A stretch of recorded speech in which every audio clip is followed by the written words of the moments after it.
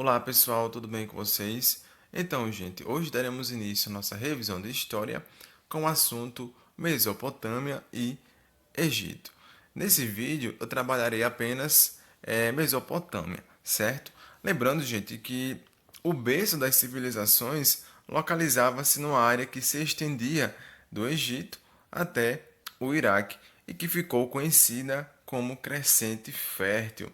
Essas sociedades que floresceram no Crescente Fértil utilizavam os rios para a sobrevivência, através da construção de magníficas obras como canais de escoamento de água, canais de irrigação, diques e represas. Por isso, chamamos essas civilizações de sociedades hidráulicas. Tá bom, gente? Então, já falando sobre a Mesopotâmia, podemos dizer que ela foi uma região habitada por vários grupos humanos e culturas. A palavra Mesopotâmia tem origem grega e significa entre rios, e o local recebeu esse nome por estar entre os rios Eufrates e Tigre. Atualmente, a maior parte dessa região corresponde ao Iraque. Os povos que lá habitavam foram principalmente os sumérios, os babilônicos e os assírios. Então, a planície fértil dos rios foi fundamental para o desenvolvimento dessas sociedades, mesmo sendo a geografia do Oriente Próximo acidentada, muitas vezes difícil para a vida humana. Foi nessa região que eu repito, que os primeiros grupos humanos apresentaram uma organização social proporcional à vida sedentária, devido ao rio, certo? O conhecimento da natureza e a possibilidade de sua transformação por meio do trabalho promoveram o bem-estar coletivo. E, por outro lado, a disputa pela terra provocou os primeiros conflitos entre os diferentes grupos sociais, bem como deu origem ao processo de exploração do trabalho pela escravidão. Então, gente, é importante destacar também, que a região garantia à população a água necessária para o consumo, possibilidade de pesca e acesso a outras áreas através do transporte fluvial. E as cheias que aconteciam nessas localidades fertilizavam as margens, garantindo, portanto, a sobrevivência em um ambiente hostil e proporcionando um ótimo local para a agricultura. Então lembre-se que a principal atividade desses povos mesopotâmicos foi a agricultura, tá bom? Então aqui tem um mapa no qual aponta, onde ficava aí a Mesopotâmia, certo? Nessa região aí da Babilônia, de Eurica, Langaste, certo? Entre outras cidades, estados que também eram chamadas naquela época, certo, gente? Então, ele destaca aqui no mapa que em rosa ficava, a civilização ou o povo sumério, certo? O Império Babilônico era toda essa faixa aí marcada de verde, e o Império Assírio era toda essa faixa marcado de amarelo, tá certo, gente? Então, a região da antiga Mesopotâmia é cercada por montanhas e desertos. Aqui fala um pouquinho mais sobre a geografia dessa localização. E a presença humana no território mesopotâmico remonta à pré-história, quando alguns grupos que ocupavam o norte da região iniciaram o cultivo de plantas sem irrigação, ou seja, utilizando apenas a água das chuvas. E essa mudança da caça para a agricultura não foi repentina, mas um processo lento, gradual, durante o qual os povos foram se tornando independentes dos recursos que conseguiam diretamente. A base de sua alimentação por muito tempo continuou sendo a caça de animais selvagens. No entanto, a agricultura propiciou aumento da população e a fixação desses povos em determinada região. Por volta de 6500 a.C., algumas comunidades já plantavam e colhiam o próprio alimento. Em outras regiões, o povoamento foi mais lento e somente se realizou com a utilização de técnicas de irrigação.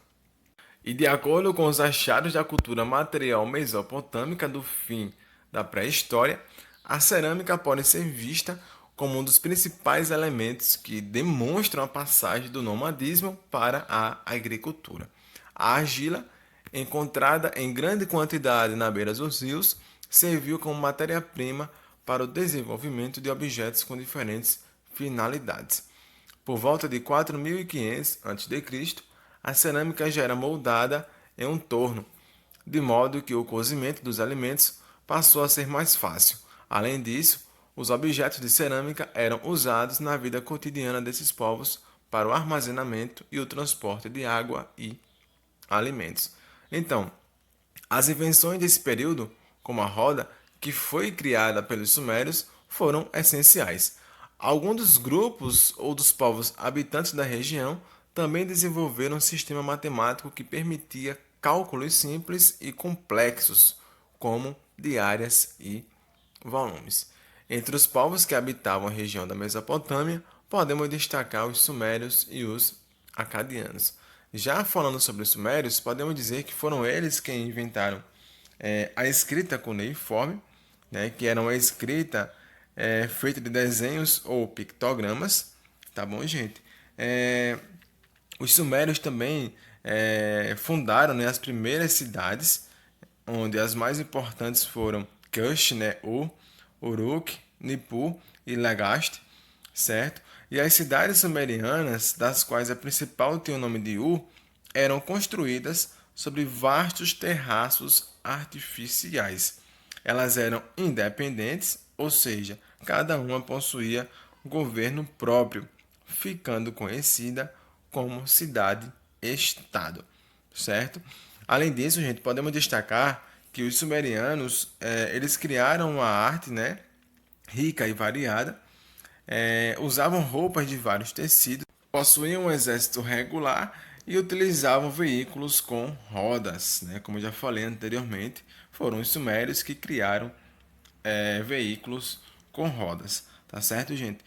O comércio, né, também foi uma prática comum entre os sumerianos e os povos adjacentes. Estabeleceram relações comerciais com vários povos da costa do Mediterrâneo e do Vale do Indo, certo?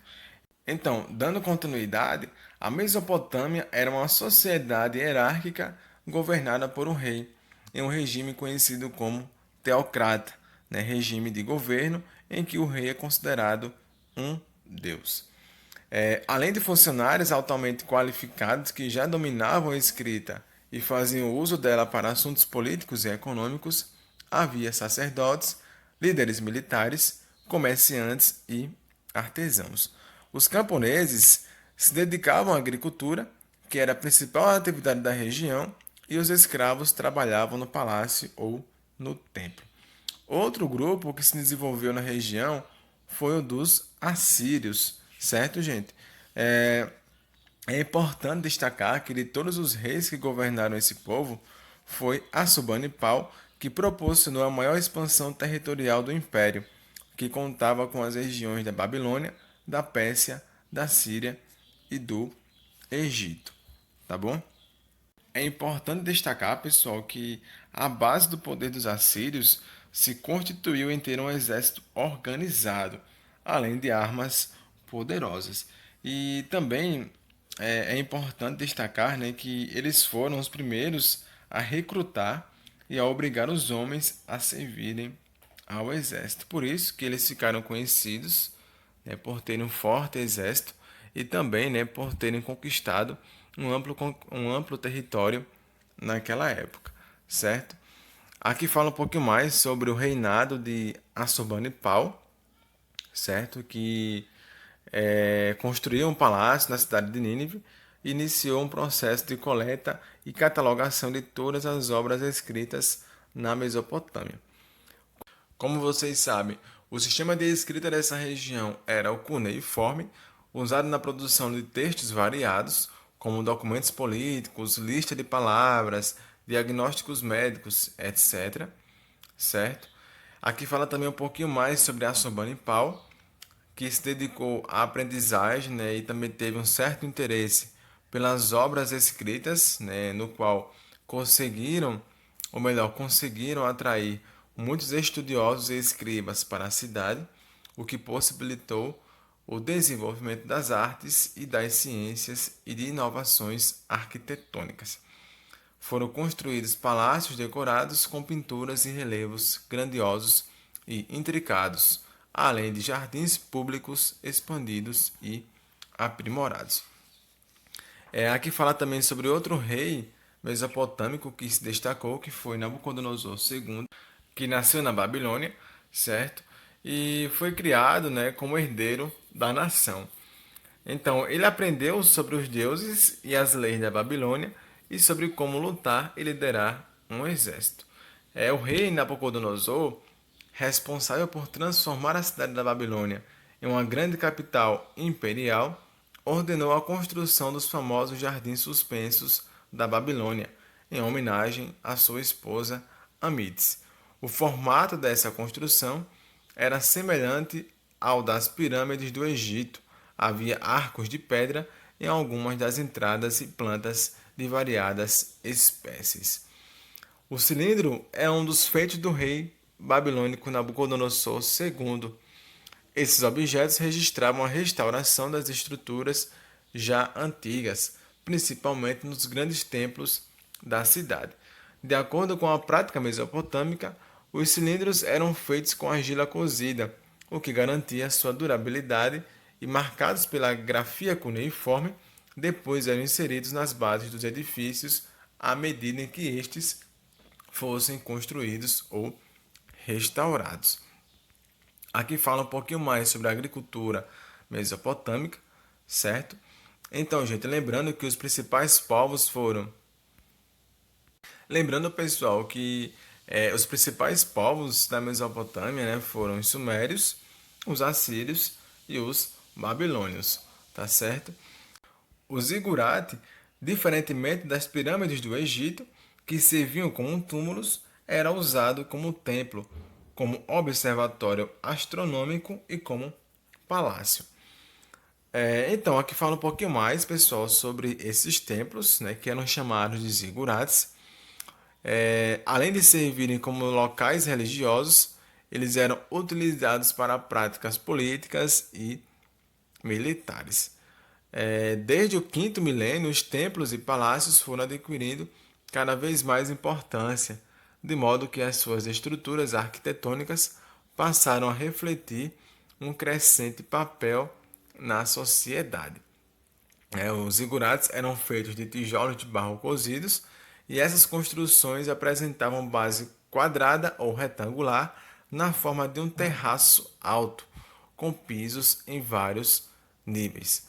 O núcleo era constituído de tijolos secos ao sol, cobertos por uma camada grossa de tijolos cozidos em forno. Para chegar ao topo do templo, havia escadas feitas de tijolos esmaltados. Certos palácios, centros de poder, destacavam a figura do rei como chefe político legitimado pelos deuses e seus sacerdotes com base na ideia de uma monarquia de origem divina, a teocracia. O rei era, portanto, representante dos deuses, chefe do exército e a maior autoridade do setor administrativo.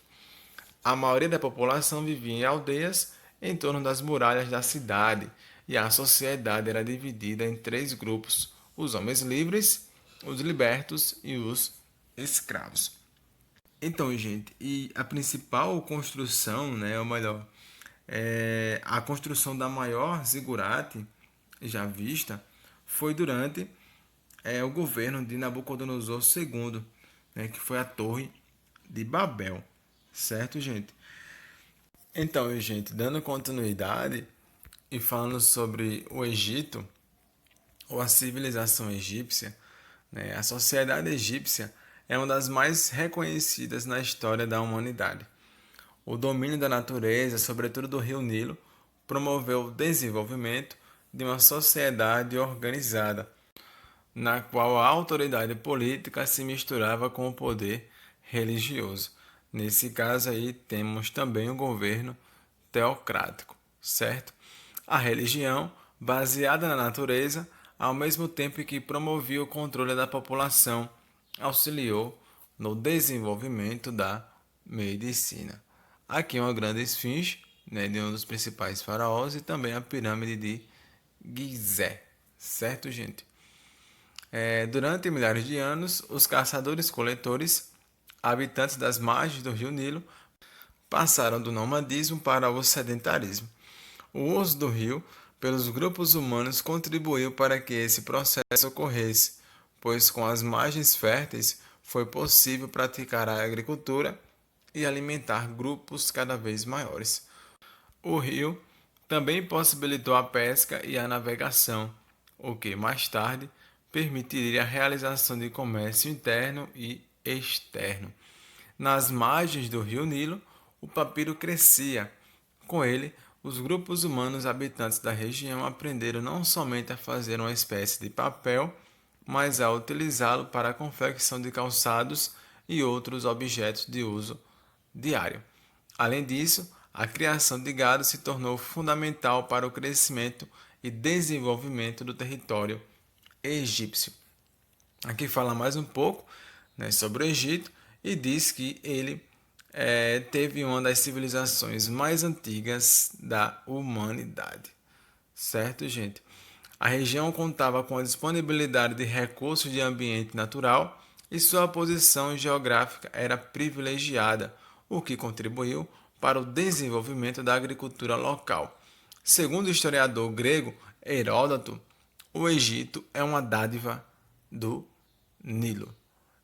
Então, com o desenvolvimento agrícola e a especialização do trabalho, algumas das pequenas comunidades se tornaram cidades, o que ocasionou a união de dois grandes reinos, o Alto Egito, com capital em Tebas, e o Baixo Egito, com capital em Mênfis. E o governo dos povos era de responsabilidade do faraó, certo? Que tinha o poder, nesse caso aí, teocrático, né? Ele dispunha de poder político e religioso, considerado descendente dos deuses. Então, aqui fala um pouquinho sobre o principal faraó daquela época, né, que era o deus Sol, né, e o faraó era ao mesmo tempo um rei e um deus vivo. Representava a maior autoridade política e militar, era dono de todas as terras e controlava os trabalhos de canalização e o comércio. Para governar um território, o faraó administrava uma organização complexa, com vários funcionários e um exército. É importante, pessoal, salientar que a religião da sociedade egípcia era politeísta, né? Eles tinham vários deuses, tá certo? Eles também se dedicavam à ciência e por isso dominavam um sistema de escrita composto por signos e símbolos chamado hieroglífico. Esses registros geralmente eram de textos religiosos e documentos políticos, tá bom? E naquela época, a gente saber ler e escrever era um requisito para trabalhar para o faraó. Dessa maneira, havia escolas chamadas Casas da Vida, onde os professores ensinavam os sistemas hieroglífico e hierático por meio de cópias de textos mais antigos, assim como cálculos matemáticos. Quanto à sociedade egípcia, pessoal, é importante dizer que ela tinha uma forte hierarquia.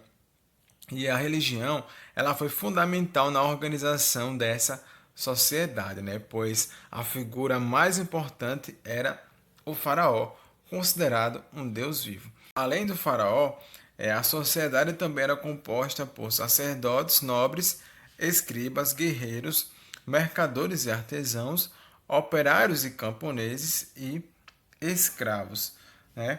Então, a economia do Egito era baseada na agricultura, né? Pois a fertilidade do solo do Nilo permitia, né, mais de uma colheita durante o ano, o que deixou, né, o Egito conhecido na antiguidade como o celeiro do mundo, certo? Então, gente, a religião, como já falei, era politeísta, eles acreditavam em vários deuses, certo? E o deus mais importante era Ra, depois de Amon-Ra, mas o mais popular era Osíris, certo? E o faraó, ele era considerado um deus vivo, né? É importante destacar sobre isso, tá bom? Aqui fala um pouquinho mais sobre essa religiosidade, né? Fala também sobre os templos que eram considerados o lar dos deuses, né? Que eram os locais onde os sacerdotes realizavam rituais e apresentavam oferendas em nome do faraó. Aqui tem, né, um dos principais deuses, né, como Horus, Ísis, Osíris. Fala também sobre o processo de mumificação, né, no qual era realizada por meio da dissecação do cadáver para evitar sua decomposição, certo? Isso acontecia, gente, porque os egípcios acreditavam na vida após a morte, né? E o processo de mumificação servia para conservar o corpo, tá bom?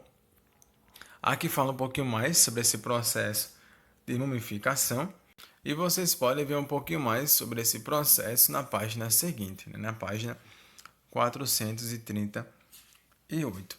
Tá certo, gente? Então, pessoal, é basicamente isso, certo? Qualquer dúvida é só entrar em contato comigo. Tá bom, gente? Então, bons estudos. Até a próxima. Tchau.